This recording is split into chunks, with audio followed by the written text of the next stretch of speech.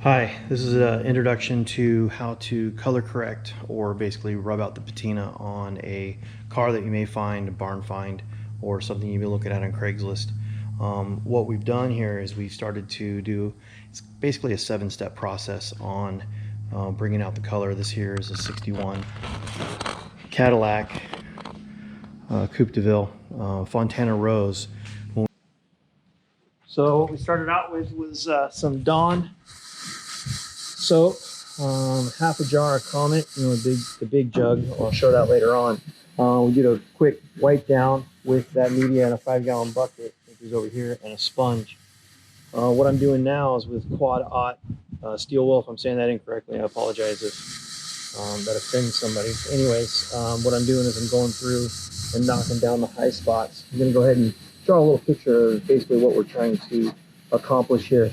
Want to do circular motions. And as you can see, we're getting some of the rust off.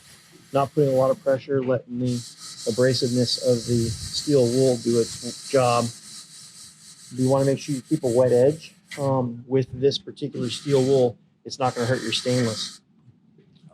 Obviously, if you use a Scotch-Brite or something like that, I'm going to put on my glasses so I can see what I'm doing. Scotch-Brite's going to leave scratches that you're just going to be chasing, trying to take out those scratches later on in the next process. As you can see, the primer's starting to come through here. Hopefully that comes out on camera. But I'm going to go ahead and do a real quick rinse so we can see what this is doing for us.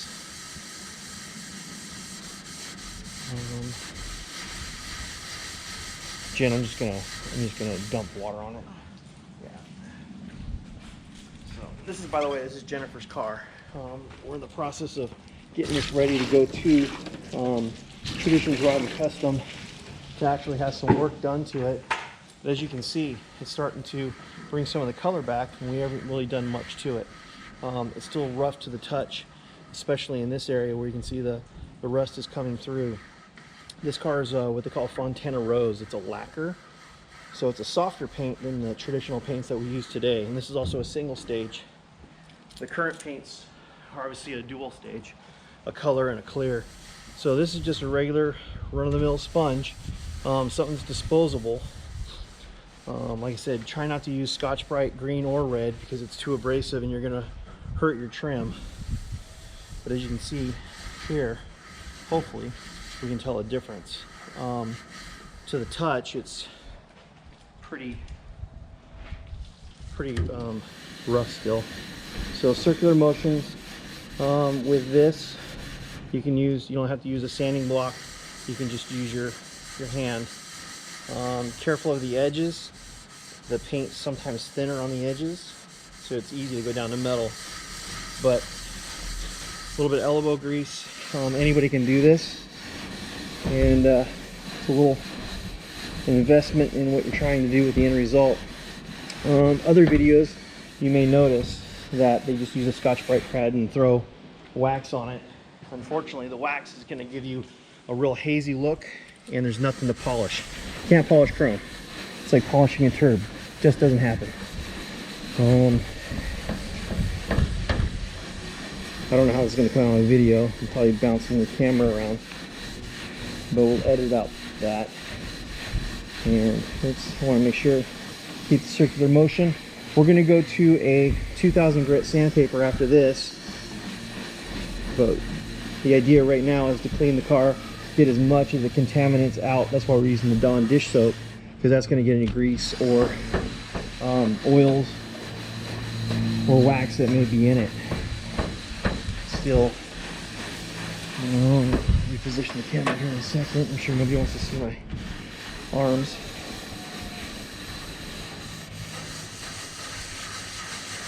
Yeah, it's real rough right there. You can feel the steel wool biting in. Let's go ahead and do a little rinse.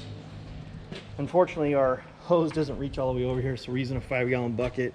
We're gonna be better prepared tomorrow. Well, it's not bad. Especially when you compare it to this side. Yeah. That's why this is just a wash here. There's before and after pictures before we started. There was almost like a gray look.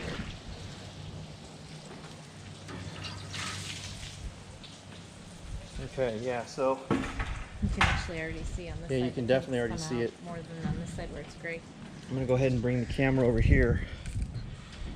Careful of the, sorry about the noise the tripod makes when I'm moving it around. But as you can see, it's a difference. All right, I'm gonna go to the next step. Be back in a few minutes. The goal is here is we want to enjoy the car. Right now, we really don't have upwards of $20,000 to paint a car like this. This is the right car we feel to paint eventually, but we want to enjoy it now, and we don't mind showing her imperfections. Like I said, this is the color on this car is called Fontana Rose. It's like a purplish pink. The interior, it was pink. It was like bubblegum pink. Pepto-Bismol paint, yeah. So we're in the process of getting set up to do some interior. We're going to change it up. This is going to be a mild custom. If you want to look that up, Gene Winfield. There's definitely a lot of different builders who influenced this era of car. What gravitates us to this car is the space theme. You know, the fins and the looks like the tail lights are rocket ships. And this car had been sitting. Sorry if I'm off camera. This car had been sitting 12 to 15 years, as far as we know. We got it running, just did the basics, you know, plugs, wires, changed the oil, and sanded the points. And fired right up, idled, surprisingly. We just got a jug of gasoline and bypassed the tank and put it right into the fuel pump, and it ran pretty good.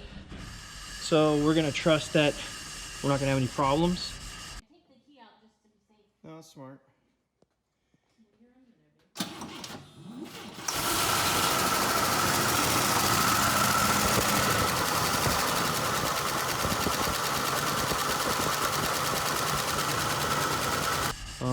This goes into the shop, I think, in a week, maybe 2 weeks.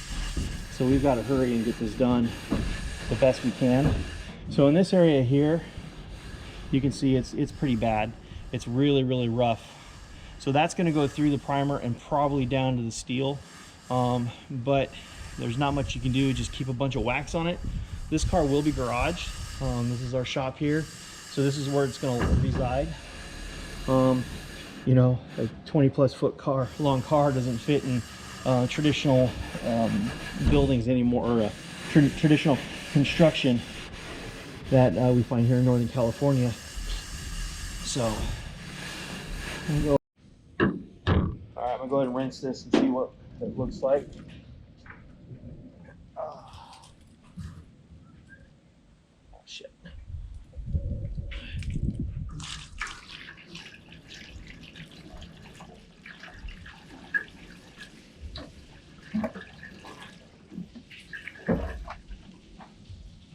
Yeah, I really can tell a difference. Just gotta wash my phone.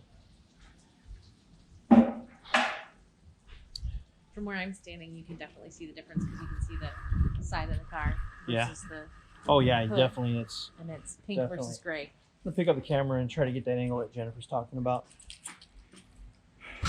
So sorry if that was a bunch of noise, but what she's talking about is right here.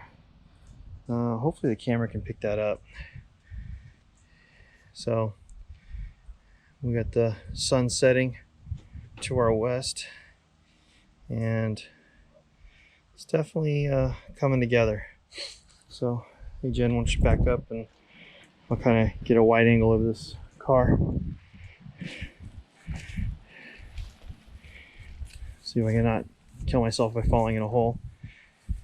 Anyways, that's what we got to work with. So we've got a huge canvas to wash. The roof's going to be probably the most difficult.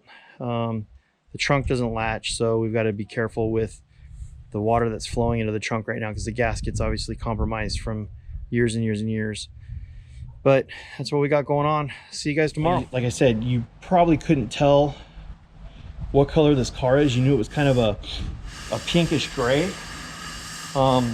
which I've took some pictures earlier, and we're going to be able to show that when we produce the video and post it up on YouTube so you can see it. Basically, something I want to leave with everybody is there's some old hot rodders out there with a wealth of knowledge, and take the time and listen to their stories. You're going to pick something up from it. Jerry Caesar, Mikhail Wallen, Todd Morrissey from Fast Lane Relics. These guys have been around the block, and they've really educated me on how to look at things and not to overthink it is the biggest thing. Enjoy the car. Try to find out its history.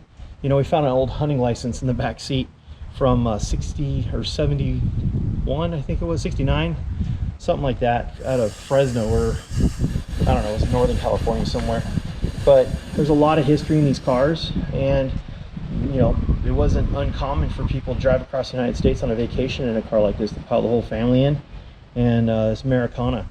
You don't hear much about that now that airfare is so cheap, and so we're planning on enjoying this. The goal is to get this car done and take it down to Santa Maria the end of May, and actually enjoy it. Maybe take it on to Pismo Beach and have a little picnic. Wish us luck. We're going to take you on that journey with us as we go along. I'm trying to make these videos no more than 30 minutes long. I'll make sure that everybody understands. Make comments. I'm not a professional. I'm a Maxwell guy, so I get to talk to people all day long about this kind of stuff, fortunately. So put the comments in there. I guess that's what you do. Like me. I don't know how that goes either, but Thumbs up. Thumbs up. There you go. Have fun with it. Thanks, everybody.